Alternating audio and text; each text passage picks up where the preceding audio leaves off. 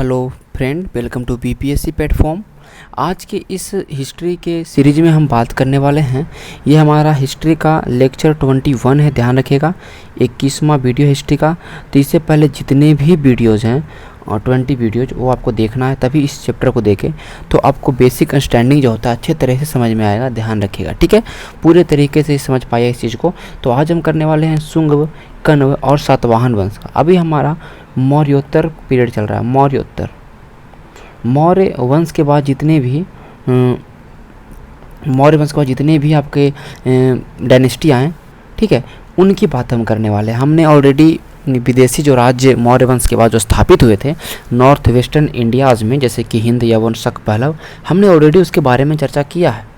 और फिर आज हम देखेंगे देसी राज, जैसे कि जो पुष्यमित्र शुंग ने शुंग वंश की स्थापना की थी बृहदत्त की हत्या करके। तो वहाँ से हम चीज़ों को देखें, शुंग वंश, कण्व वंश और सातवाहन वंश।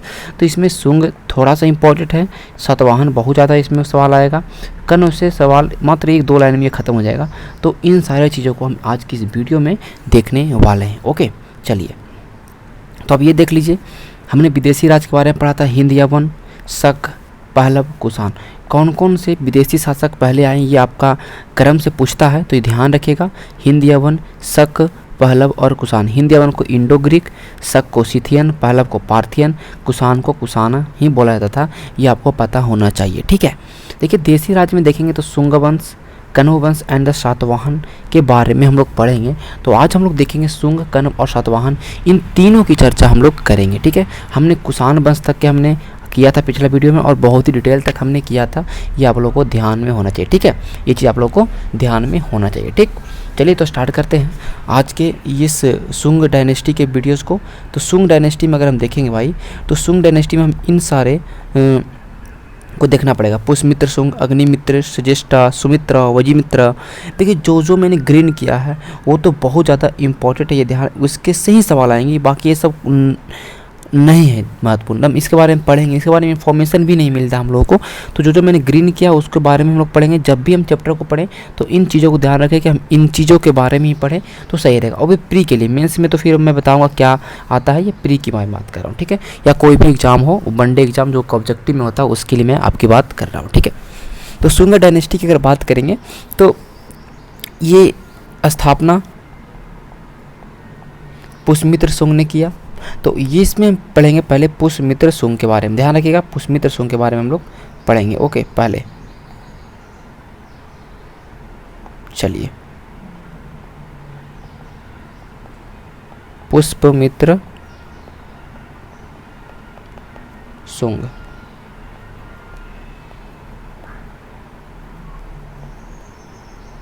देखिए, ये पुष्यमित्र शुंग के बारे में पढ़ेंगे।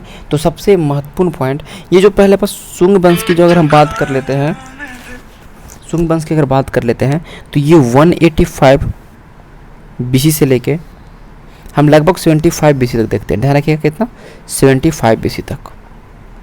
185 BC से 75 BC का जो पीरियड है वो बेसिकली पीरियड है किसका है, तो शुंग वंश का। ध्यान रखिए, शुंग वंश का। तो आपको पता है 185 BC में पुष्यमित्र शुंग जो कि सेनापति था, मैं जो पॉइंट लिखूं ध्यान रखिए, सेनापति था किसका, बृहदत्त का। बृहदत्त जो लास्ट रूलर था हमारे मौर्यन एम्पायर का, सबसे लास्ट रूलर था बृहदत्त। इसकी हत्या करके सेनापति था, ये ब्राह्मण सेनापति था। सबसे महत्वपूर्ण पॉइंट, ब्राह्मण सेनापति था, बृहदत्त की हत्या करता है, ठीक है, ओके। और मगध पे एक नए वंश की स्थापना करता है। ये सेनापति कहाँ था, ये ध्यान रखें, उज्जैन में, ओके। उज्जैन का ब्राह्मण सेनापति था और इसने बृहदत्त जो कि एक मौर्य वंश का सबसे अंतिम राजा था, अंतिम शासक था, इसकी हत्या करके शुंग वंश की स्थापना करता। सबसे पहला बात ये हमारा बेसिक पॉइंट है पुष्यमित्र शुंग के बारे में। पुष्यमित्र शुंग के बारे में अगर हम देखेंगे, उपाधि, इसने किस चीज़ का उपाधि लिया जो कि बहुत ही महत्वपूर्ण है ना। देखिए, टाइटल ऑफ सेनानी, क्योंकि सेना था और सेना से राजा बना था, इसलिए इसने टाइटल किसका लिया, तो सेनानी का टाइटल लिया, ठीक है, सेनानी का। ही टू का टाइटल ऑफ सेनानी, सबसे महत्वपूर्ण बात, ठीक है। अगर इसके बारे में हम देखते हैं, इसने और भी सेनानी क्या लिया, दधी अज्जी। दधी अज्जी मतलब क्या होता है कि शीघ्र रूप से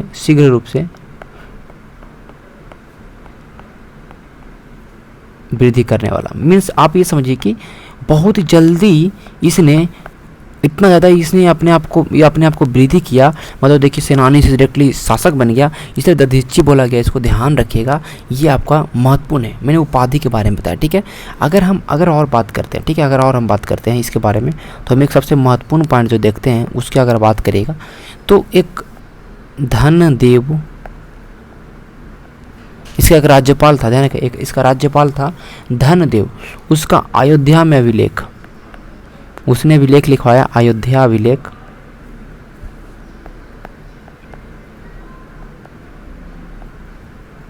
धनदेव का अयोध्या अभिलेख में इसमें चर्चा है इसके बारे में, इसने 2 अश्वमेध यज्ञ करवाया।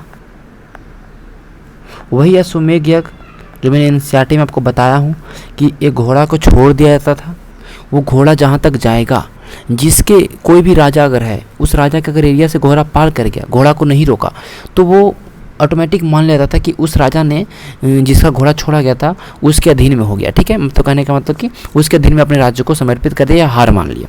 अदरवाइज अगर किसी ने घोड़े रोकने की हिम्मत की तो उसको युद्ध करना पड़ता था। तो ये होता था अश्वमेध यज्ञ। अश्वमेध यज्ञ के अगर घोड़ा छोड़ दिया गया तो ध्यान रखिए, इस पर लिखा रहता था कि इस राजा ने छोड़ा, ध्यान रखिएगा। और एक राजसूय यज्ञ कराया, राजसूय यज्ञ कराया, क्योंकि ब्राह्मण थे ये, तो यज्ञ तो ये करवाएंगे, ठीक है, ये ध्यान रखिए, तो यज्ञ तो करवाएंगे। तो ये 2 महत्वपूर्ण पॉइंट था जो धनदेव के अयोध्या अभिलेख में मिलता है, ठीक है, धनदेव के अयोध्या अभिलेख में मिलता है। और ये दोनों यज्ञ जो करवाने का श्रेय जाता है वो पतंजलि को। पतंजलि जिसने महाभाष्य की रचना की। इंग्लिश वालों के लिए मैं बोलना चाहता हूँ कि ये इंग्लिश रहे या हिंदी रहे, महाभाष्य होता है। अश्वमेध यज्ञ को अश्वमेध यज्ञ ही बोला जाता है। तो जहाँ पे हिस्ट्री में मुझे लगता है कि इंग्लिश करना चाहिए, मैं वहाँ पे ऑलरेडी मैं बता देता हूँ, ठीक है। इसके लिए आपको परेशान नहीं होना, ठीक है। महाभाष्य की रचना की, और महाभाष्य क्या था, एक व्याकरण था। क्या था, व्याकरण ग्रंथ था, ध्यान रखिए, व्याकरण।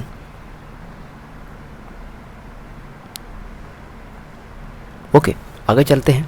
अगर और इसके बारे में हम लोग देखेंगे तो इसके बारे में एक चीज़ हमको दिखाई पड़ता है कि दिव्यदान, ये बौद्ध ग्रंथ है, दिव्यदान बौद्ध ग्रंथ है, एवं आर्य मंजूश्री मूल कल्प। ये जो दोनों, ध्यान रखिएगा, ये जो दोनों अगर आपको दिखाई पड़ रहा है, दिव्यदान और मंजूश्री कल्प, ये दोनों कहते हैं, ये दोनों क्या कहते हैं भाई, इसके बारे में जानिए। ये दोनों कहते हैं कि ये बौद्ध के विरोधी के बारे में, ये बहुत ज़्यादा बौद्ध का विरोधी था, इसने बौद्ध पे बहुत ज़्यादा उत्पीड़न किया। ये दिव्यदान और आर्य मंजूश्री मूल कल्प में लिखा गया है ऐसा। लेकिन चीज़ों को समझिए, इस चीज़ को कौन सा फैक्ट काटता है, क्योंकि इसने भैरव स्तूप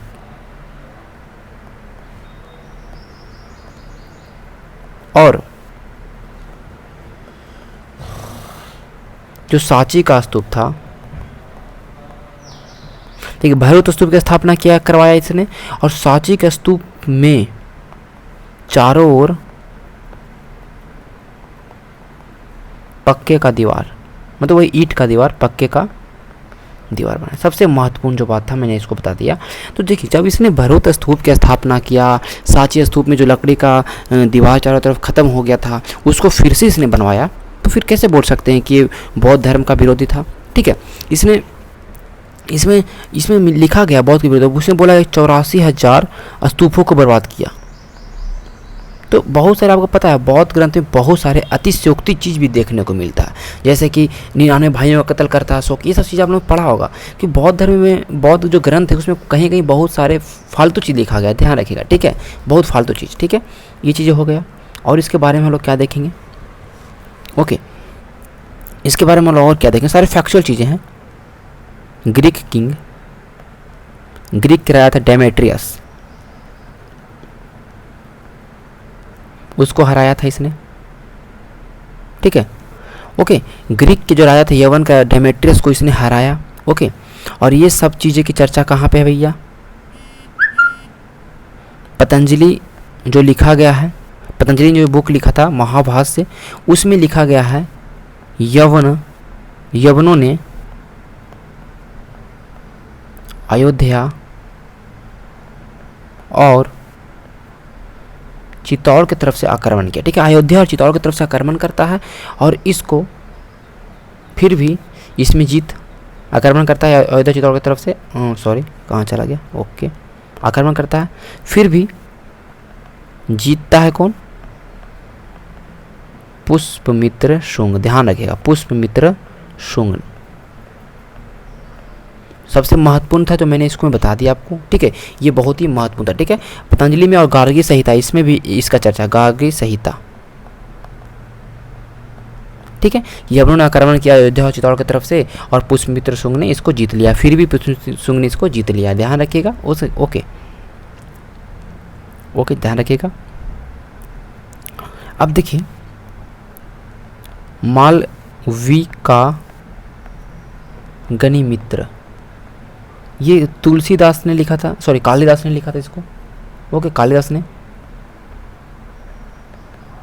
ध्यान रखिएगा, इसको कालिदास ने लिखा मालविका मित्र। और इसमें जो पुष्पमित्र शुंग है ना, इसमें यही लिखा गया कि पुष्पमित्र जो शुंग है, पुष्पमित्र जो शुंग है कि अश्वमेघ यज्ञ वाला घोड़ा, ठीक है, अश्वमेघ यज्ञ का घोड़ा को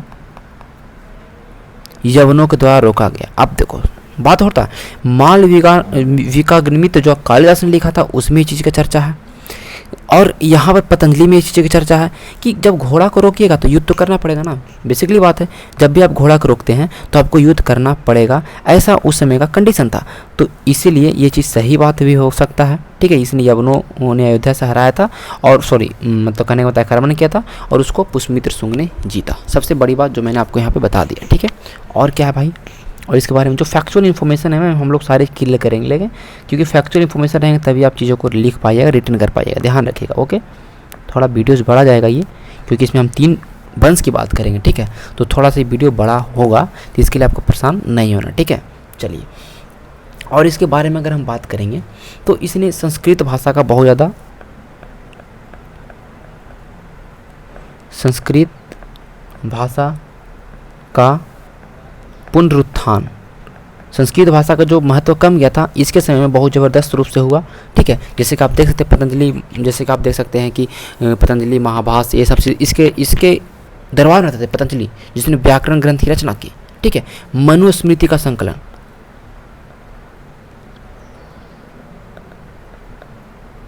मनुस्मृति का जो संकलन हुआ इसी समय हुआ। जो मनुस्मृति शुरू में लिखा गया था मनु के द्वारा, वो उसकी मतलब कहने का मतलब उसको संकलन किया गया, मतलब कहने का मतलब उसको खोज के उसको एक संकलित किया गया इसी के टाइम में, ध्यान रखिए इसी के टाइम में किया गया। ओके, ये सारी चीज़ें हैं। अब देखिए, अगर हम बात करेंगे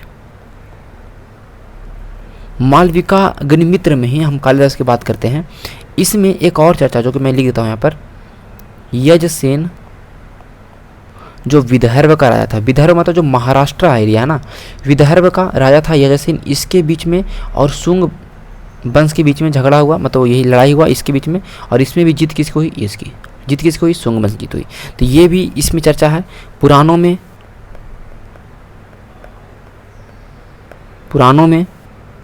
36 वर्ष तक इसने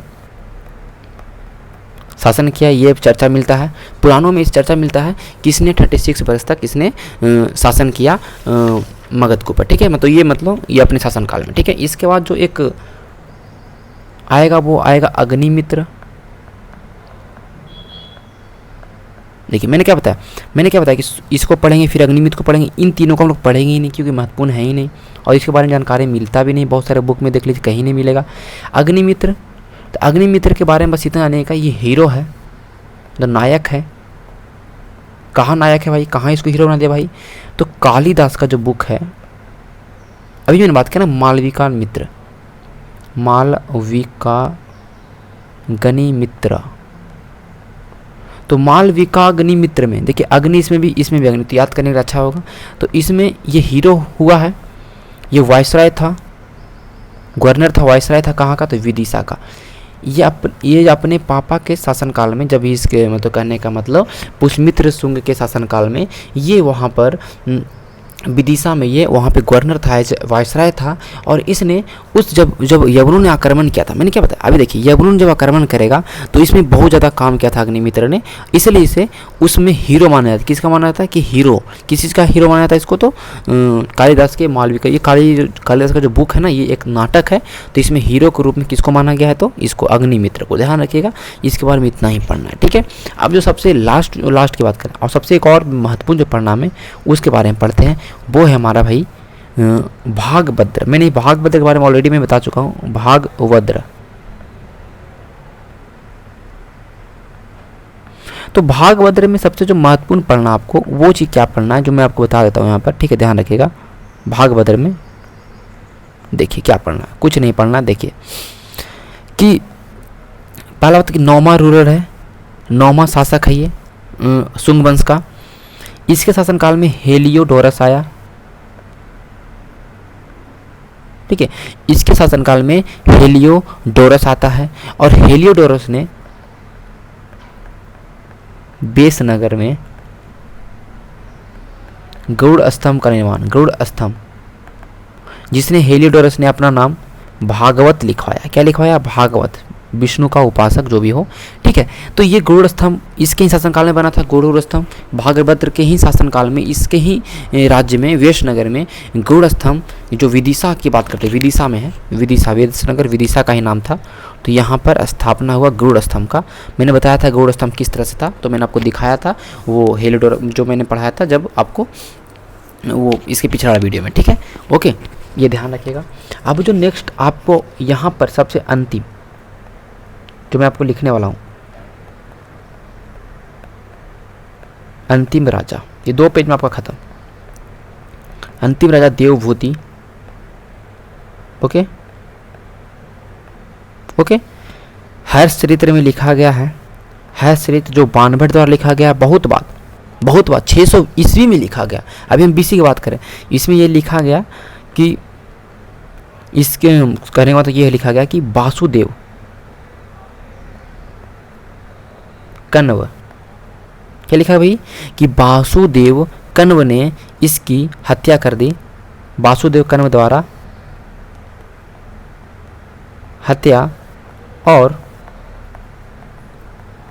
कण्व वंश की स्थापना, ठीक है, कण्व वंश की स्थापना जो कि 75 से लेके 30 बीसी तक चला, ठीक है। तो वासुदेव कण्व के बारे में हम ज़्यादा चीज़ें नहीं जानेंगे, मैं यहाँ पर ही लिख देता हूँ, आपको समझाने के लिए।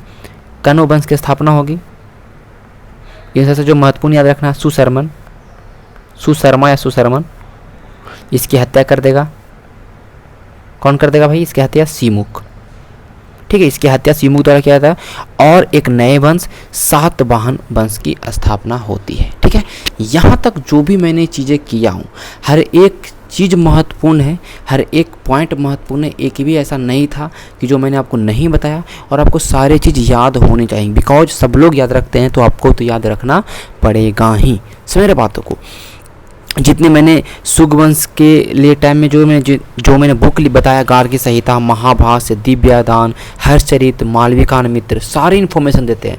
अयोध्या अभिलेख, विदिशा के गरुड़ स्तंभ अभिलेख, ये सारे जितने भी हैं ये सारे शुंग वंश के बारे में बताते हैं। और कण्व वंश ज़्यादा महत्वपूर्ण नहीं था, इसलिए मैंने इसको इतना बताया। बस इसके बारे में हर एक बुक में देख ली 2 ही 3 लाइन दिखाई देता है कि इसने वासुदेव कण्व ने देवभूति की हत्या करके कण्व वंश की स्थापना किया, और फिर कण्व वंश सुशर्मा जो सबसे लास्ट इसके रूल हुए, इसको हत्या कर दिया सीमुख ने, और सातवाहन वंश की स्थापना हो गया, ठीक है। और इसमें और भी शासक थे, जैसे कि वासुदेव थे, भूमिमित्र थे, नारायण थे। मैं इसको भी लिख दूँ कण्व में, वासुदेव, भूमिमित्र, नारायण, ये थे 4 ही राजा थे, ठीक है, ध्यान रखिए, इससे महत्वपूर्ण था तो मैंने सब कुछ बताया, ठीक है। और लास्ट था तुम्हारा सुशर्मा था, लास्ट हमेशा याद रखिए, ठीक है, लास्ट हमेशा याद रखना। यहाँ पर लास्ट कौन था? देवभूति, चलिए अब मैं नेक्स्ट सेशन में चलूँगा। ये है सातवाहन वंश, जिसकी स्थापना सिमुक ने किया।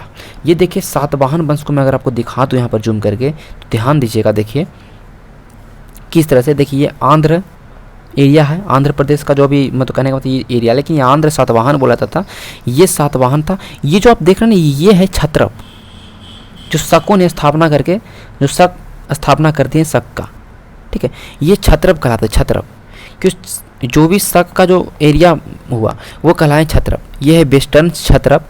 तो बाद में देखेंगे सातवाहन इससे भिड़ते हैं बहुत बार और फिर क्षत्रप एक तरह से हटाते आते हैं, ठीक है।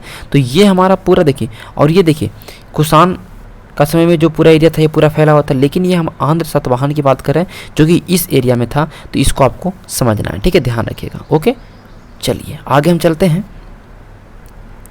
हाँ, अब हम पढ़ेंगे सातवाहन वंश के बारे में पढ़ेंगे और डिटेल से पढ़ेंगे, चीज़ों को समझें, क्योंकि बहुत ही महत्वपूर्ण है आपके कोई भी एग्जाम के लिए। सातवाहन वंश से सवाल बहुत ही ज़बरदस्त रूप से आता है, तो इसको अच्छे तरीके से समझेंगे, ठीक है। पहला आपका है सिमुक।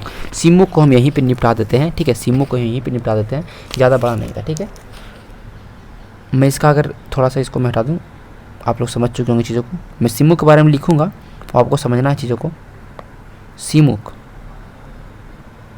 स्थापना तो किया है, पहला बात ये तो याद होगा। स्थापना किया किसका? सातवाहन वंश का संस्थापक यही है।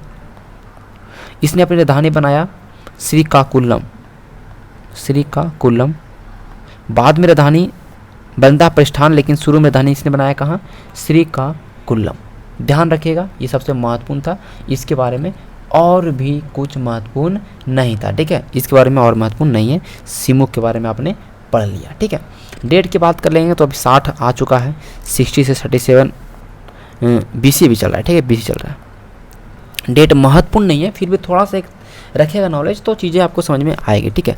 कृष्ण प्रथम के बारे में देख लेते हैं। इसका डेट 37 से 27 सब BC में चल रहा है। अभी ईसा पूर्व में, अभी हम AD में नहीं आए, ठीक है। तो ये अगर ध्यान में रखिएगा तो इसके टाइम में अगर हम देखेंगे, इस नासिक अभिलेख, ये महत्वपूर्ण है, मैं फिर बता दूं, नासिक अभिलेख में, ठीक है, इसका नाम मिलता है, ये ध्यान रखें, इसके नासिक अभिलेख में इसका नाम मिलता है, बस ये कृष्ण प्रथम का, खत्म। कृष्ण प्रथम में इतने पढ़ना, ठीक है, ज़्यादा नहीं। सतकर्णी प्रथम जो सबसे महत्वपूर्ण है, इसके बारे में पढ़ेंगे हम इस पेज पे ध्यान से। सतकर्णी प्रथम बहुत ही फेमस, बहुत ही इंपॉर्टेंट। तो सतकर्णी प्रथम के बारे में हम लोग एक एक डिटेल चीज़ कैप्चर करेंगे, हर एक चीज़ को समझेंगे, ध्यान रखिएगा।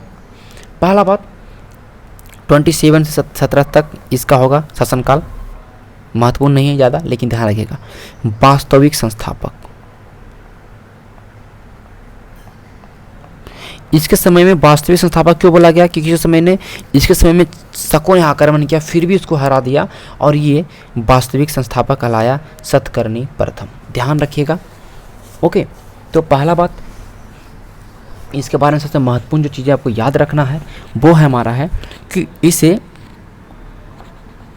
पेरिप्लस ऑफ द एरिथ्रियन सी।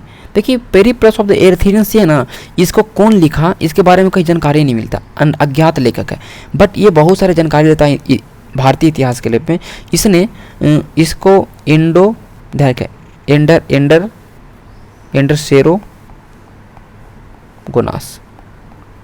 एंडरसेरोगोनास नाम दिखाई पड़ता है किसके लिए भैया? सतकर्णी के लिए। सतकर्णी के लिए नाम दिखाई पड़ता है क्या? एंडरसेरोगोनास, ध्यान रखिएगा। कहाँ? पेरिप्लस ऑफ द एरिथ्रियन सी में। ओके, ध्यान रखिएगा, ठीक है। और क्या भाई, इसने खारवेल, कलिंग नरेश खारवेल को हराया, ठीक है, कलिंग जो कि आपका उड़ीसा वाला क्षेत्र में था। ओके, उपाधि क्या लिया भैया? सतकर्णी तो लिया है उपाधि,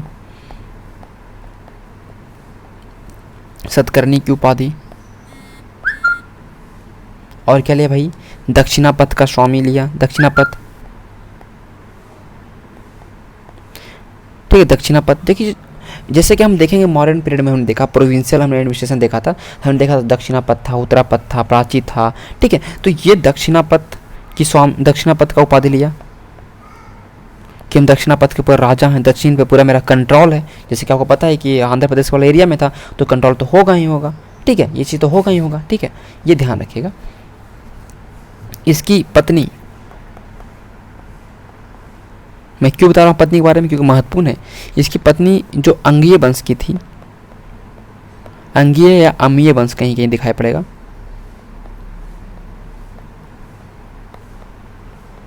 ध्यान रखिएगा, ओके। तो इसकी पत्नी जिसका नाम था भैया नायनिका या नयनिका भी दिखाई पड़ेगा, नायनिका नहीं, इसके अभिलेख हैं, नयनिका के जो अभिलेख हैं, कहाँ का अभिलेख है भैया, नाना घाट का अभिलेख, बहुत महत्वपूर्ण। नयनिका के नाना घाट का जो अभिलेख है, नाना घाट के जो अभिलेख हैं उसमें क्या मिलता है, इसमें मिलता है कि इसने भूमि दान बौद्धों को दिया, ठीक है। बौद्ध को सबसे पहली बार, मतलब कहने का मतलब भूमि दान करने की बात ये हमें दिखाई पड़ता है सतकर्णी प्रथम में। किसके में पड़ता है भाई, सतकर्णी प्रथम में, ठीक है। तो हर एक चीज़, गौतमीपुत्र सतकर्णी अलग है, ये सतकर्णी प्रथम है, तो इसमें कन्फ्यूजन नहीं होना कभी भी, ठीक है, नहीं तो गलत हो जाएगा सवाल और फिर गड़बड़ा जाएगा, ठीक है। तो इसके लिए आपको ये चीज़ ध्यान रखना, ठीक है। चलिए, ये हो गया। इसके समय में एक सिक्का मिला है, वो सिक्का गोल है, गोल तो होगा ही, ठीक है। तो इसमें घोड़ा का फिगर है और इस पर क्या लिखा भैया, इस पर लिखा गया अपरहित, क्या लिखा, अपरहित चक्र का चालक, ये उस पर लिखा हुआ, ठीक है। इसका मतलब क्या है, अपहरित चक्र का चालक, इसमें घोड़ा का फिगर अंकित है, तो अश्वमेध यज्ञ की जानकारी मिलती है। इसने भी अभी अश्वमेध यज्ञ करवाया, ये भी जानकारी आप बोल सकते हैं कि यही मिलता है। तो ये तो मैंने, अब जो नेक्स्ट रूरल था वो है हाल, इसका नाम ही हाल, तो ये रहेगा बेहाल। ध्यान रखिएगा, ये जो हाल है इसके बारे में क्या जानकारी मिलता है, इसका एक सेनापति, देखिए एंशिएंट हिस्ट्री में ही प्रॉब्लम है कि आपको बस फैक्चुअल चीज़ें ध्यान रखना पड़ेगा और कुछ इसके सामाजिक जो भी चीज़ें थी वो आपको ध्यान में रखना पड़ेगा, तो जो मैं मेंस में कवर करवा दूंगा, ठीक है। इसके सेनापति थे, उसका नाम था, ध्यान रखिएगा, विजयानंद, विजयानंद, ओके। विजयानंद ने श्रीलंका को जीता, बहुत अच्छी बात है, श्रीलंका को जीता, और जीतने के बाद भाई जीत तो लिया, बहुत अच्छा बात है, चलो जीत लिया। अब वहाँ से ध्यान रखिएगा, वहाँ की राजकुमारी थी, वहाँ की राजकुमारी थी, उसका नाम था मलयवती, इससे शादी हो गया हाल का, अब बेहाल हो गया। अब हाल जो कि प्राकृत भाषा जानता था, मलयवती जो कि संस्कृत भाषा जानती थी, दोनों के बीच वार्तालाप कैसे होगा बताइए, हैं। शादी दोनों के बीच में हो गया, हाल और मलयवती के बीच में। अब प्राकृत और एक संस्कृत भाषा, अब दोनों के इस चीज़ को प्रॉब्लम सोल्यूशन करने के लिए इसने अपने दरबार में एक बुलाया संस्कृत के विद्वान सर्ववर्मन को, सर्ववर्मन, संस्कृत के विद्वान, कि भाई हमें संस्कृत सिखाओ, हमें अपने पत्नी से बात करना है, ठीक है, ये ध्यान रखिएगा। तो ये कंडीशन था उसके समय में, हाल और मलयवती के टाइम में। ये आपको यहाँ तक कोई दिक्कत नहीं होगा, आई थिंक समझ गए। तो यही सर्ववर्मन ने, ये क्या हुआ भाई, ध्यान रखिएगा, सॉरी, यही सर्ववर्मन ने एक बुक लिखा का तंत्र, ठीक है। पुस्तक का तंत्र की रचना किसने किया, सर्ववर्मन ने, ध्यान रखिएगा, सर्ववर्मन ने, ठीक है। अब देखिए इसके समय एक और जो बुक है, हाल में सबसे ज़्यादा महत्वपूर्ण आपको किताब याद रखना, हाल के शासनकाल में जो किताब चला, एक गुणाढ़, इसके विद्वान था गुणाढ़, इसने किताब लिखा बृहत कथा, बृहत कथा कोश, बृहत कथा कोश लिखा गया गुणाढ़ के द्वारा प्राकृत भाषा में, ठीक है। सेकंड के बाद क्या करेंगे भाई, एक और किताब था जो खुद इसने लिखा, गाथा सप्त सती, कहाँ चला गया, सॉरी, गाथा सप्तशती जो कि हाल ने लिखा, और ये किताब प्राकृत भाषा में था। पहला बात, प्राकृत ही जानता था, प्राकृत भाषा में था। और ये 700 ध्यान रखिएगा, इसमें 700 वर्सेज हैं, छंद हैं 700। और ये गाथा सप्तशती, तो गाथा सप्तशती बृहत कथा का तंत्र 3 महत्वपूर्ण था इसके बारे में। और इसके सेनापति विजयानंद ने हराया किसको, तो श्रीलंका को जीता। ये इसके बारे में महत्वपूर्ण था जो मैंने बता दिया। अब इसके बाद जो मोस्ट इम्पॉर्टेंट जो आएगा वो आएगा गौतमी पुत्र सतकर्णी। गौतमी पुत्र सतकर्णी, ध्यान रखिएगा, इस सिक्के को मत देखिए, सिक्के के बारे में बताऊँगा क्यों सिक्का मैंने यहाँ पर डाला हूँ। गौतमी पुत्र सतकर्णी, थोड़ा सा आवाज़ का इशू होगा, नॉइज जाएगा क्योंकि ये मैं रिकॉर्ड कर रहा हूँ तो इसमें कंप्यूटर से रिकॉर्ड नहीं हो पा रहा है, क्योंकि सॉरी हो पा रहा है बट मैं कंप्यूटर से रिकॉर्ड नहीं कर रहा हूँ, तो वहाँ पे आवाज़ नॉइज कैंसिलेशन होता है, बट इसमें नहीं। ठीक है, गौतमी पुत्र सतकर्णी का अगर हम डेट देखते हैं तो 106 से 130 AD। देखिए गौतमी पुत्र सतकर्णी हम क्यों आ गए डायरेक्टली भाई, तो हाल के बाद देखिए गौतमी पुत्र सतकर्णी जो महत्वपूर्ण था मैंने इसके बारे में आया। ठीक है, तो इसके बारे में 106 से 130 AD आ गया। अब AD आ गया भाई, इसके बीच में छोटे छोटे रहे उसके बारे में जानकारी नहीं मिलता है। अब ये गौतमी पुत्र सतकर्णी जो सबसे महत्वपूर्ण सबसे इम्पोर्टेंट है, इसके बारे में पहले उपाधि देख लेते। इतना उपाधि लिया ना कि आप वही याद करने में हालत खराब हो जाएगा। उपाधि क्या क्या उपाधि लिया भाई, क्या क्या उपाधि लिया, समझना बातों को। तो पहला बात इसने उपाधि लिया एक का ब्रह्मा। ठीक है, एक ब्राह्मण मतलब क्या हो गया, एकमात्र ब्राह्मण।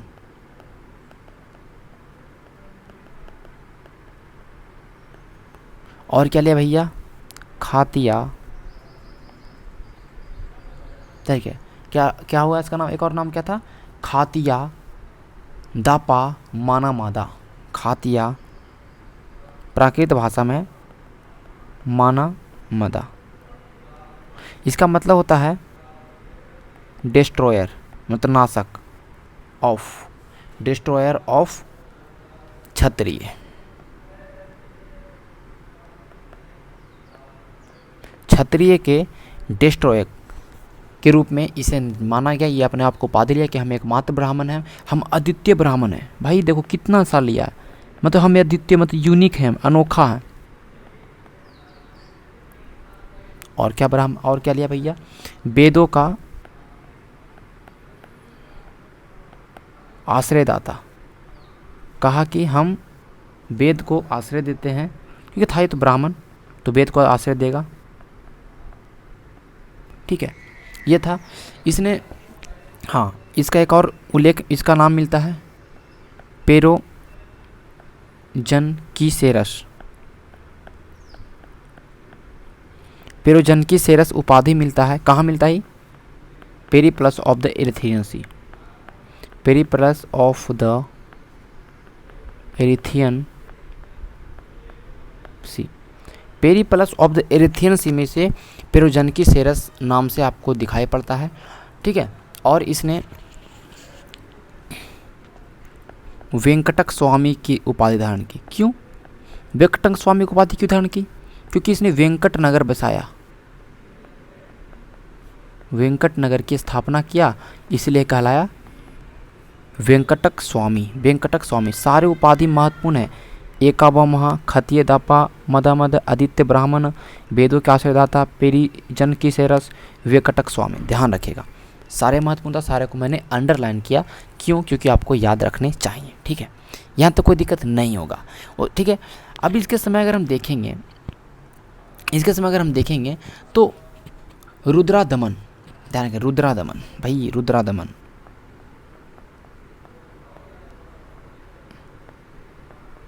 आक्रमण किया। इसके समय रुद्रादमन ने आक्रमण किया। ठीक है, तो क्या किया ना भाई, आक्रमण जब किया तो क्या करवा दिया इसने, ध्यान रखिएगा, गौतमी पुत्र सतकर्णी की अगर बात करते हैं तो रुद्रादमन ने इस पे 2 बार अटैक किया था इसके समय में। तो रुद्रादमन आक्रमण किया था, तो ये जो आक्रमण हुआ ना, ये आगे आगे हम देखेंगे कि वशिष्ठी पुत्र पुलमावी आता है, ठीक है। तो वहाँ पर वशिष्ठी पुत्र पुलमावी है जो अपना शादी कर लेता है अपनी, मतलब रुद्रदमन जो था इसकी अपनी बेटी से शादी, रुद्रदमन की बेटी से शादी,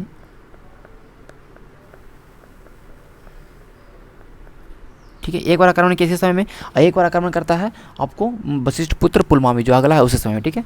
तो अपनी बेटी की शादी करवाता है कि को किसने, रुद्रदमन ने इसके साथ, पुलमावी के साथ, ठीक है, पुलमावी के साथ, ठीक है। ध्यान रखिएगा, ये महत्वपूर्ण था, ये मैं पुलमावी में बताया था, बट इसमें मैंने बता दिया, ठीक है। इसको आपको याद रखना चाहिए, ठीक है। और अगर हम बात करेंगे, इसने अजकालिकय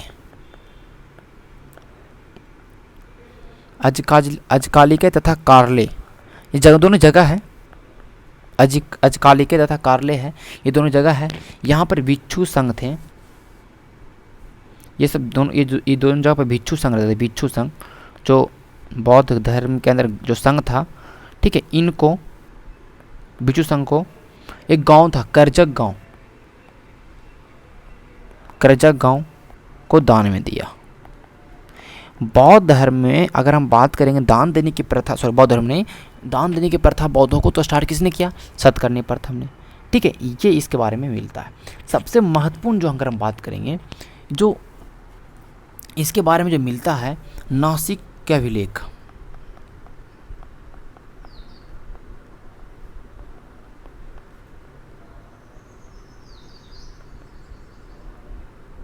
नासिक की जो अभिलेख है, इसकी माता का अभिलेख है, ठीक है, गौतमी बालाश्री,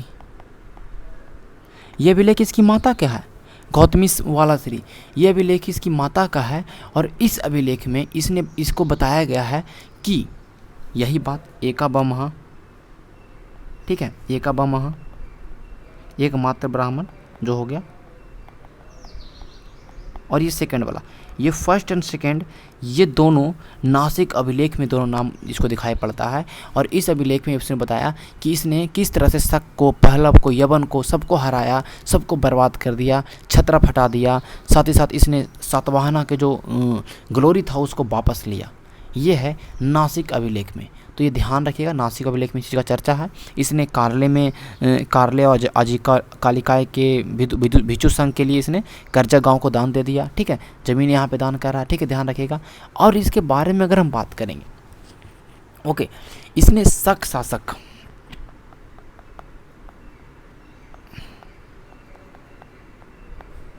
ध्यान रखिए, शक शासक नहापान को हराया। किसको भैया, नहापान, मैंने बताया था नहापान, इसके बारे में मैंने पढ़ाया था, ओके। मैंने शक के शाखा के बारे में बताया था, तो उसमें मैंने बताया था कि एक नहापान था, तो नहापान को इसने हराया, शक के टाइम में आक्रमण किया। और देखिए शक शासक अभी चल रहे हैं ऊपर नॉर्थ वेस्टर्न वाले पार्ट में शक शासक चल रहे हैं, तो शक शासक नहापान को हराता है। और इसके 8000 सिक्के, जो ये कॉइन था नहापान के 8000 सिक्कों पर अपना और नहापान का चित्र अंकित करवाया। वन साइड अपना फिगर, एक साइड में इसने नहापान का फिगर बनाया कि ये जो नहापान है इसने हमारे अधिक मतलब को स्वीकार किया, मतलब हमारे मतलब कहने का मतलब कि हमारे अंडर में आ गया, ठीक है। इसने 8000 सिक्कों पर ये 8000 सिल्वर कॉइन ऑफ द नहापाना, ध्यान रखिएगा, इस पर इसने अपना नाम अंकित करवाया और साथ ही साथ उसने नहापाना का भी नाम को अंकित करवाया। यहाँ तक आप लोग चीज़ों को समझ पाए होंगे। आई थिंक जो भी चीज़ें था मैंने आपको बता दिया, इसमें और भी कुछ ज़्यादा महत्वपूर्ण नहीं है जो मैं आपको बताऊँ, ठीक है। नेक्स्ट चलेंगे जो हमारा है वशिष्ठी पुत्र पुलामावी, वशिष्ठी पुत्र पुलामावी, इसके बारे में पढ़ेंगे, फिर इसके बाद हमारा ये जो खत्म हो जाएगा, ठीक है, ध्यान रखिएगा। वशिष्ठी पुत्र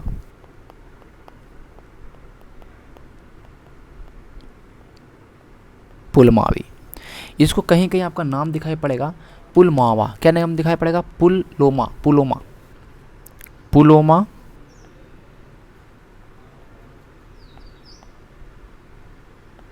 सतकर्णी, कहीं कहीं इसका नाम पुलोमा सतकर्णी दिखाई पड़ता है, ठीक है।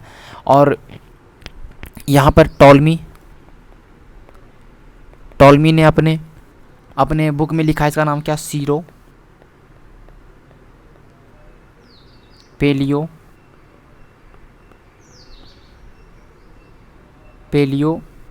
नहीं, पेलीमोस, मैं इसको इरेज कर दूं। उसके बाद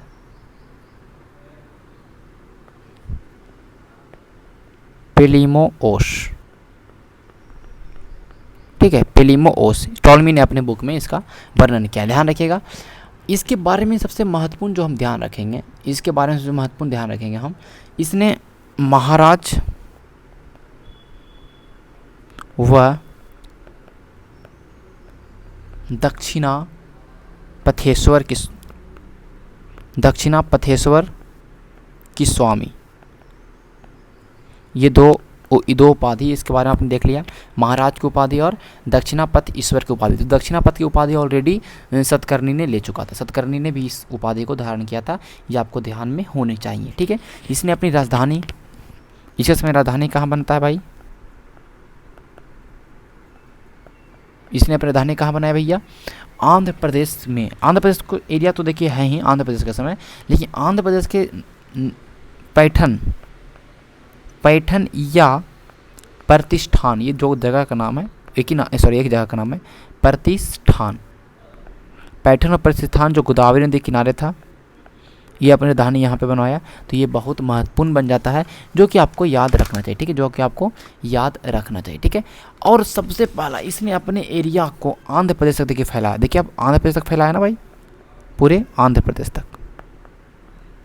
इसने आंध्र प्रदेश को भी जीता, आंध्र प्रदेश के एरिया को भी जीता, वहाँ तक इस एरिया को ले गया। अभी ये महाराष्ट्र में सीमित था सातवाहन, लेकिन अब धीमा धीमा आंध्र प्रदेश के पास पहुँच गया, इसलिए इसे बोला गया प्रथम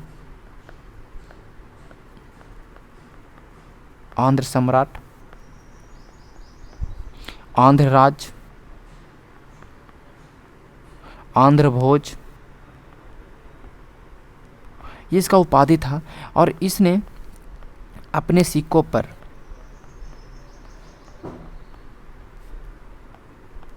दो पतवार वाले नाव अंकित करवाया, ध्यान रखिए, अंकित करवाया।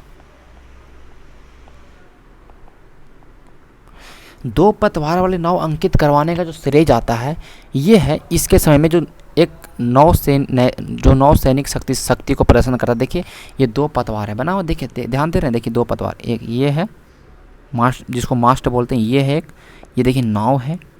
ये सिक्का किसका भैया, तो पुलमावी का। किसका है, पुलमावी का। तो महत्वपूर्ण था जो मैंने इसको बताया, जो कि बहुत ही महत्वपूर्ण था, और इसको आपको ध्यान में रखनी भी चाहिए, ठीक है, कि दो पतवार वाले नाव का चित्र किसके मतलब कहने का मतलब दिखाई पड़ता है। तो ये हमारा वशिष्ठिपुत्र पुलमावी के टाइम का है, ध्यान रखिएगा, वशिष्ठिपुत्र पुलमावी। इसे दक्षिणापेश्वर के स्वामी बोला गया, पेलीमोस बोला गया, महाराजा उपाधि लिया, पैठन प्रतिष्ठान राजधानी बनाया, आंध्र प्रदेश जीता, इसलिए आंध्र सम्राट, आंध्र राज, आंध्र भोज, अपने सिक्कों पर दो पतवार वाले नाव अंकित करवाया। ये आपको दिखाई पड़ता है, यहाँ तक कि कोई दिक्कत नहीं होगा। सबसे last one is the Yajnashri Satakarni, थोड़ा सा उसके बारे में पढ़ेंगे, यज्ञश्री सतकर्णी, ठीक है। और वशिष्ठ पुत्र पुलमावी के समय ही जब रुद्रदेव ने आक्रमण किया तो शादी कर लिया उसकी बेटी से, ठीक है, ये ध्यान रखिएगा, ओके। अब देखिए यज्ञश्री सतकर्णी के बारे में देखेंगे भाई, थोड़ा सा पॉइंट को देखेंगे और हमारा ये चैप्टर खत्म होने वाला है कुछ ही देर में। यज्ञश्री सतकर्णी भाई, जो यज्ञश्री सतकर्णी था, इसके बारे में ज़्यादा डिटेल हम नहीं रखेंगे। इसके बारे में अगर हम देखेंगे तो इसने नाव और जलयान, इसने अपने सिक्कों पर नाव और जलयान अंकित किया, सिक्कों पर। इसके बारे में इतना याद रखिए कि किसने अपने सिक्कों पर नाव और जलयान, शिप और मोटिफ, मतलब समझिएगा कि नाव और जलयान का चित्र अंकित करवाया किसने, तो ये करवाया, ठीक है। ये किसने, यज्ञश्री सतकर्णी के बारे में, ज़्यादा महत्वपूर्ण इसके बारे में नहीं है, इसलिए हम इसके बारे में इतना ही याद रखेंगे। तो ये कुल मिला के हम समझ सकते हैं कि ये बहुत ही ज़्यादा समुद्री व्यापार के प्रति प्रेम रखता था, इसलिए ज़्यादा इसने बहुत सारे सिक्कों पर नाव और जलयान का चिन्ह अंकित कराया। ये यज्ञ श्री सतकर्णी था। जो महत्वपूर्ण था मैंने उसके बारे में मैंने बताया। लास्ट रूलर जो सबसे ध्यान रखना, लास्ट सबका लास्ट याद रखना, last ruler is Pulumavi second है।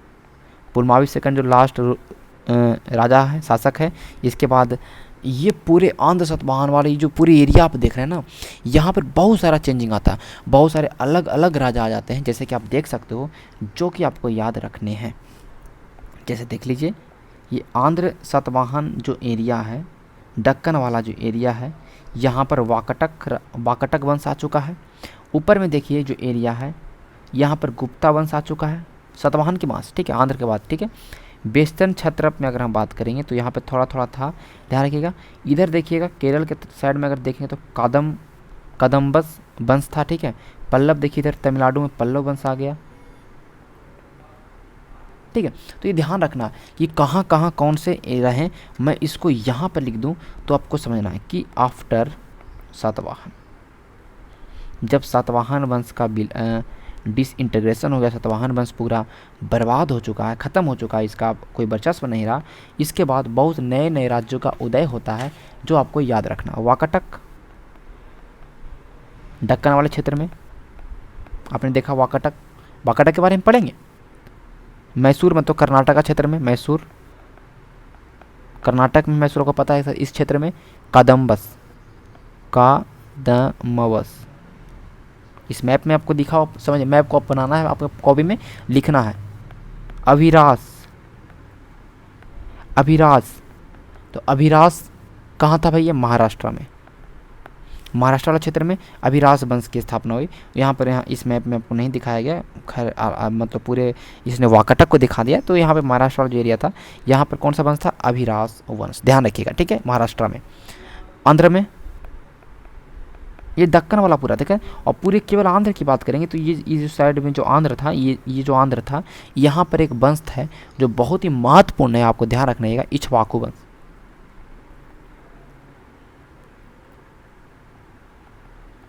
ठीक है।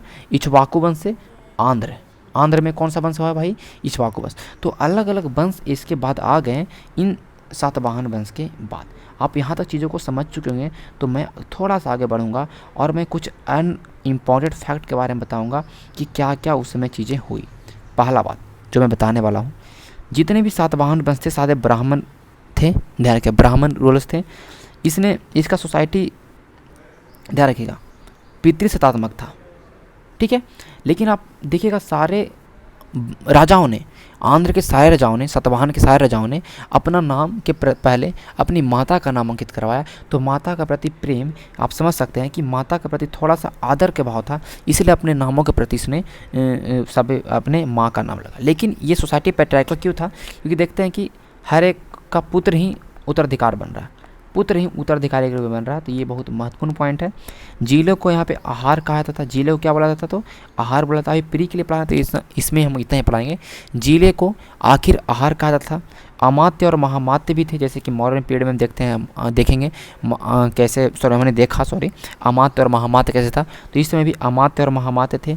सेनापति को एक प्रांत का गवर्नर बनाया जाता था। सेनापति क्या बनता था? एक प्रांत का राज्यपाल या गवर्नर नियुक्त किया जाता था, ठीक है, ध्यान रखिएगा। गुलामी का एक आपको दिखाई पड़ेगा, जो कि एक गांव का हेड होता था। गुलामी का सबसे नीचे वाला जो प्रशासन तंत्र था वो गुलामी का था, गुलामी का था। और गुलामी का एक गांव का हेड होता था। और गुलामी का के बारे में अगर हम देखेंगे तो इसके पास मिलिट्री था, इसके पास कुछ सैनिक भी रहते थे, जिसमें 9 रथ, 9 घोड़े, 9 रथ, 9 हाथी, 25 घोड़े और 45 पैदल सेना था। इसके पास में थोड़ा सा एक मिलिट्री था, इसके बाद थोड़ा रेजिमेंट था। अब गांव का सपोर्ट मतलब करना है, गांव को मतलब एक देखना है, तो कुछ ना कुछ तो करना पड़ेगा ना। तो ये सारी चीज़, ठीक है। बहुत सारे शब्द इस्तेमाल हुए, कंटक और अस्कबंधारा, ये शब्द बहुत बार इस्तेमाल हुआ, कंटक और अस्कबंधारा, जिसका मतलब है कि सैनिक शिविर या और बस्तियों के लिए शब्द उल्लेख हुए, ठीक है, सैनिक शिविर और बस्तियों के लिए। इसमें 3 श्रेणी था, इसके समय सामंतों का 3 श्रेणी था, फ्यूडल ठीक था। एक राजा था जो सिक्का ढलवाने का अधिकार उसको पास था, एक महाभोज और तीसरा सेनानी। ये 3 श्रेणी में बटा हुआ था इसका, राजा, महाभोज और सेनानी। समझ बातों को। ये ग्रांटिंग लैंड टू ब्राह्मण को जमीन देने का दान, बौद्धों को जमीन देने का दान, अपहोल्ड ऑफ वर्ण सिस्टम को बरकरार रखने का काम किया। इसने बोला कि जो चतुर्वर्ण समाज है इसको बरकरार रखा जाए। फोर जो बटा हुआ हमारा, ठीक है, ब्राह्मण, क्षत्रिय, वैश्य और शूद्र, इसको जो इस समय थोड़ा थोड़ा कंडीशन ख़राब हो गया था तो इसने इसको कंट्रोल करके रखा। और ध्यान रखिएगा, इसलिए अपहोल्ड ऑफ द वर्ण सिस्टम के बारे में इसको बोला था कि इसने इस चीज़ को कंट्रोल में रखा। समझ रहे बातों को? तो ये बहुत ही महत्वपूर्ण था जो मैं आपको बताते जा रहा हूँ और आपको याद रखना पड़ेगा, ठीक है। और ये सब सवाल एग्जाम में पूछ देगा तो आप लोग को गलत नहीं होना चाहिए। मैं इतना जानता हूँ कि आप लोग हर एक चीज़ का उत्तर दे पाएँ, ठीक है। इसने सिक्के किसी से चलाएँ, शीशे के, लेड कॉइन, सबसे महत्वपूर्ण, सिक्के किसने चलवाए? तो आंध्र सातवाहन ने, ठीक है। आंध्र सातवाहन ने भारत के अंदर सिक्के के सिक्के चलवाएं। साथ साथ प्लेटिन के सिक्के चलवाएं, प्लेटिन भी, तांबे भी, ठीक है। जो समय उसमें मटेरियल था उसका सिक्के चलवाए इन्होंने, ठीक है। आर्किटेक्चर देख, इनका स्थापत्य कला देखते थोड़ा सा था। स्थापत्य कला क्या था? तो चैत्य और विहार की निर्माण करवाया, जैसे चैत्य और विहारा, कार्ले में चैत्य, और ये कार्ले में चैत्य का निर्माण करवाया। और कार्ले में ये जो कार्ले है ना, कार्ले का चैत्य देखिए कितना गजब नमूना है। तो इसको हम आर्ट एंड कल्चर में पढ़ेंगे, आर्ट एंड कल्चर वाले में पढ़ेंगे ध्यान से चीज़ों को, ठीक है। तो इसके लिए परेशान नहीं होना है। तो कार्ले का चैत्य का निर्माण करवाया इसने इसके समय में। इसके समय जो भाषा थी प्राकृत थी, और जो लिपि थी ब्राह्मणी थी। ब्राह्मणी लिपि जो बाएँ से दाएँ लिखा जाए, लेफ्ट टू राइट। जैसे कि इसने गाथा ससाई बुक जो लिखा, जो हाला ने लिखा था, उसमें 700 वर्ष जो पूरा पूरी किस में लिखा गया? ये तो प्राकृत में। तो हमने आज के इस वीडियो में पूरे अच्छे तरीके से हमने पूरा देख लिया कि किस तरह से आंध्र सातवाहन और शुंग कण्व और सातवाहन वंश के बारे में हमने देखा इस लेक्चर 21 में। अब मिलेंगे लेक्चर 22 में, हम लोग नेक्स्ट टॉपिक की ओर चलेंगे और उसमें हम लोग देखेंगे कि जो भी आगे वाला हमारा जो लेक्चर है उसका हम चर्चा करेंगे, ठीक है। चलिए, धन्यवाद, मिलते हैं नेक्स्ट सेशन में। धन्यवाद।